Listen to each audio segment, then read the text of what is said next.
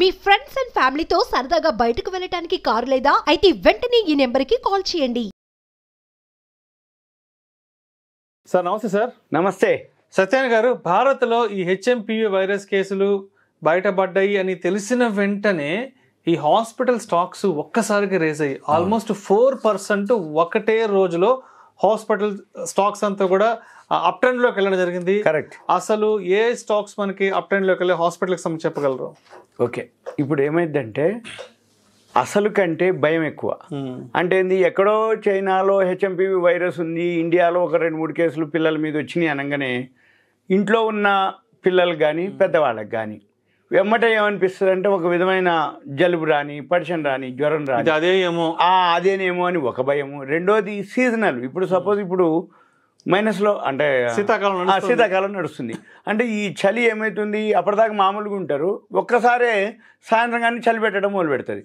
చలి ఎక్కువ అయిపోయినా తట్టుకోలేరు. అంటే ఆ పిల్లలు కానీ ఆ వృద్ధులు కానీ వాళ్ళకి ఏమనిపిస్తుంది అంటే ఈ వెదర్ కండిషన్ రైట్ అక్కడ ఏమైంది, వాళ్ళు రిసీవ్ చేసుకోలేక కొంచెం అటు ఇటు కాగానే ఒక విధమైన ఇంట్లో వాళ్ళకి భయం ఏర్పడుతుంది, పిల్లలు కానీ పెద్దోళ్ళే.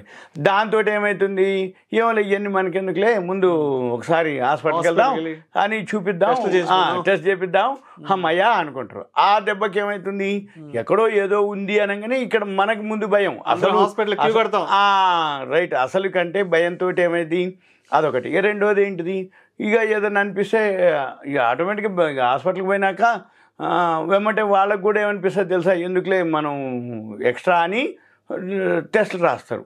ఈ టెస్టులు రాయంగానే ఏమవుతుంది, ఆటోమేటిక్గా ఇక జనరల్ జరిగేది అది అనమాట. అయితే ఇప్పుడు ఏవైతున్నాయో అవి కొన్ని చెప్పడం జరిగింది.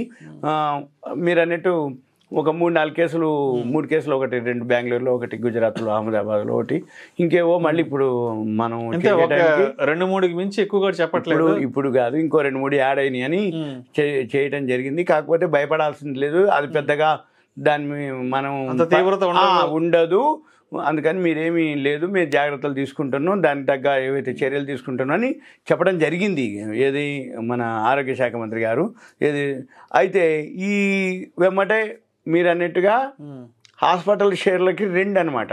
హాస్పిటల్కి పోయినా పోకపోయినా హాస్పిటల్కి వస్తారు దీంతో అని ఈ ల్యాబ్లో కానీ హాస్పిటల్ షేర్లు పెరిగినాయి అంతే తప్ప ఈ ఒక్క రోజులోనే అక్కడ మన ఇంట్లోనే ఏదో జరిగి వెమ్మటే మనం కేసులు పెరగలేదు. ఊహాగానాలతోటి షేర్ మార్కెట్ మెయిన్. అసలు ఎప్పుడైనా షేర్ మార్కెట్లో ఒకటే ఈ ఊహాగానాలే. అక్కడెక్కడో వైరస్ ఉంది అనగానే మార్కెట్ ఫాల్ అంటారు. అక్కడెక్కడో అంటే హాస్పిటల్ ఇట్లా అవేర్నెస్ అనగానే హాస్పిటల్ షేర్లు పెరుగుతాయి, ల్యాబ్ షేర్లు పెరుగుతాయి. అసలు ఇంకా అక్కడికి పోయింది ఎవరు, చూయించుకుంది ఎవరు, ఆ ఇన్కమ్ అంటే హాస్పిటల్కి ఇన్కమ్, సేల్స్. మార్కెట్లో ఎలా ఉంటుందంటే, మార్కెట్ మంచి వార్తల కంటే కూడా చాలా వార్తలకు ఎక్కువ రియాక్ట్ అయింది. రైట్. ఇప్పుడు ఒక 99 గుడ్ న్యూస్ వచ్చాయంటే పెద్ద రియాక్ట్ కాదు, ఒక్క నెగటివ్ న్యూస్ వచ్చింది మార్కెట్ కొల్లలం అయిపోతుంది. అంటే ఎక్కడో ఏదో జరిగింది అనగానే ముందు మన షేర్లకి అసలు లాభం వచ్చింది లేదా అని, ఇంకా అడ్మిట్ అయింది లేదు, బిజినెస్ జరిగింది లేదు, కేసులు పెరిగింది లేదు, సంపాదించింది లేదు. ఉన్నాయి ఓకే, మీరు అన్నట్టు ఏమవుతుంది, పెరుగుతాయి, వస్తాయి, బిజినెస్ వస్తుంది అని షేర్లు పెరగడం జరిగింది. అవే కావు, ఇప్పుడు సరే ఆ పేర్లు కొంచెం చెప్తాను. ఇవన్నీ కూడా ఒక అవేర్నెస్, ఎడ్యుకేషన్, ఇన్ఫర్మేషన్ మాత్రమే. రికమెండ్ చేయడము లేదా కొనమని చెప్పడము, సజెస్ట్ చేయడమే కాదు, జస్ట్ ఐడియాకి సంబంధించిన విశ్లేషణ చేయడం మాత్రమే, ఒక ఐడియా గమనించగలరు. రైట్. ఇప్పుడు రెయిన్బో ఉంది. రెయిన్బో ఏదైతే చిల్డ్రన్స్ సంబంధించింది ఉందో ఓ బ్రాండ్ అంటే ఒక మంచి హాస్పిటల్ ఏదైనా అనగానే వాళ్ళు కేర్ తీసుకుంటారని రెయిన్బోకి వెళ్తాం, అదొకటి. నెక్స్ట్ కిమ్స్ అంటే బ్రాండ్ అనమాట. ఇప్పుడు కిమ్స్ అంటే కిమ్స్ ఉన్నాయి, వాళ్ళు ఆల్ ఓవర్ ఇండియాలో బ్రాంచ్లు ఉన్నాయి. హైదరాబాద్లో సపోజ్ ఇప్పుడు సన్షైన్ కూడా వాళ్ళు తీసుకోవడం జరిగింది. ఇక కిమ్స్ ఒకటి. నెక్స్ట్ వచ్చి నారాయణ హృదయాలయ. ఒక్కొక్క ఏరియాలో ఒక్కొక్క బ్రాండ్ ఉంటుంది, ఒక్కొక్క హాస్పిటల్ బాగా ఫేమస్ ఉంటుంది. ఇప్పుడు నారాయణ హృదయాలయ ఒకటి, తర్వాత అపోలో హాస్పిటల్ ఏదైతే బ్రాండ్ అనమాట, తర్వాత యాస్టర్ డిఎం, ఇవన్నీ కూడా మీరు అన్నట్టు పెరగడం జరిగింది. Rainbow, KIMS, Narayana Hrudayalaya, Apollo hospital, aster DM. ఇదే కాదు, జనరల్గా ఈ హెల్త్కి సంబంధించినవి ఎప్పుడూ ఉంటాయి, సీజన్ అండ్ సీజను. ఒక్క సమ్మర్ తప్ప, ఎండాకాలం తప్పితే మిగిలిన వర్షాకాలం కానీ చలికాలం కానీ ఈ హాస్పిటల్స్ మామూలుగా ఉండవు, రోగాలకి ఏం కొరత అది ఒకటే లెక్క. జనాభా పెరుగుతున్న కొద్దీ జబ్బులు పెరుగుతాయి, జబ్బులు పెరుగుతున్న కొద్దీ అదే రోగాలు. అప్పుడు హాస్పిటల్స్ ఆటోమేటిక్ అంటే చాలామంది చెప్తారు, మన పెద్దవాళ్ళు ఎవరన్నా ఇప్పటికి ఉన్నారు, 90 ఏళ్ళు దాటి ఉన్న వాళ్ళు కూడా మా తాతయ్య వాళ్ళు ఉండేది, అరే మాకప్పుడు ఎక్కడ లేదు హాస్పిటల్, ఇప్పుడు ఏందో కిరాణా కొట్ల మాదిరి హాస్పిటల్స్ అయిపోయినాయి, మెడికల్ షాపులు హాస్పిటల్ తప్ప లేను. అంటే ఏంది, అప్పట్లో జనం తక్కువ ఉండేది, రోగాలు తక్కువ వచ్చేది. ఇప్పుడు జనాభా పెరిగింది, రోగాలు పెరిగినాయి, అందుకని హాస్పిటల్లో మెడికల్ షాపు కంపల్సరీ.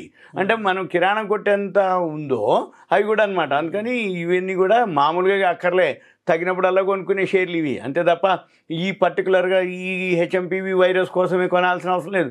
కాకపోతే ఇప్పుడు మనం మాట్లాడుతున్నాం, హెచ్ఎంపీవీ వైరస్ వచ్చింది, ఫార్మా షేర్లు పెరిగినాయి, లేదు ఈ హెల్త్కి సంబంధించినటువంటి ల్యాబ్ షేర్లు, టెస్టింగ్కి సంబంధించినవి, లేకపోతే హాస్పిటల్ షేర్లు ఇవి పెరుగుతున్నాయని మనం డిస్కస్ చేస్తున్నాం తప్ప ఓవరాల్గా అయితే ఇవన్నీ వాల్యూనే. ఎందుకోసం అంటే ఎప్పుడు కూడా ఇవి లాస్ తోటి ఉండే లేవు, సర్వీస్ ఓరియంటెడ్. ఇవన్నీ సర్వీస్ ఓరియంటెడ్ అంటే ఇక ఎప్పుడు సర్వీస్ చేస్తుండాలి, ఎప్పుడు వీళ్ళకి ఇన్కమే ఉంటుంది, లాస్ అనేది ఉండదు, తగినప్పుడు కొనుక్కోవడం అనేది ఓకే. ఇవన్నీ కూడా అయితే మనకి ఇప్పుడు మంత్రిత్వ శాఖ అయితే చెప్పడం జరిగింది, మేము నిఘాలోనే ఉంచుతున్నాం, ఏమాత్రం వచ్చినా దానికి సంబంధించిన ఇన్ఫర్మేషన్ మీకు ఇస్తాము అని. ఐసీఎంఆర్ వాళ్ళు కూడా ఈ హెచ్ఎంపీవీ సర్క్యులేషన్ ఏదైతే ఉందో ట్రాక్ చేయడం జరుగుతూ ఉంది. ఈ వరల్డ్ హెల్త్ ఆర్గనైజేషన్ WHO వాళ్ళు కూడా వాళ్ళు ఏదైతే చర్యలు తీసుకోవటం, దానికి సంబంధించినటువంటి చైనాలో ఏదైతే పరిస్థితులు పర్యవేక్షించడం, దానికి సంబంధించినటువంటి ఇన్ఫర్మేషన్ ఎప్పటికప్పుడు మనకి తెలియపరచడం. అయితే ఎక్కువ శాతం ఇది ఎవరి మీద ఉంటుందంటే ఎక్కువ శాతం లంగ్స్, అప్పుడు కరోనా కానీ ఏదన్నా కానీ ఫస్ట్ ఈ శ్వాసకోశ ఇబ్బందులతో బాధపడే వాళ్ళ మీద ఎఫెక్ట్ ఉంటుంది. కాబట్టి వాళ్ళని కొంచెం జాగ్రత్తగా ఉండమని చెప్పడం జరుగుతుంది. అంతకు మించి ఏం లేదు. మేమైతే భారతదేశం మాత్రం మేము సర్వసన్నద్ధంగా రెడీగా ఉన్నాము. అవసరమైతే ఈ ప్రజారోగ్యానికి సంబంధించినటువంటి ఏదైనా ఉన్నా మేము అమలు చేస్తామని చెప్పేసి చెప్పడం జరిగింది.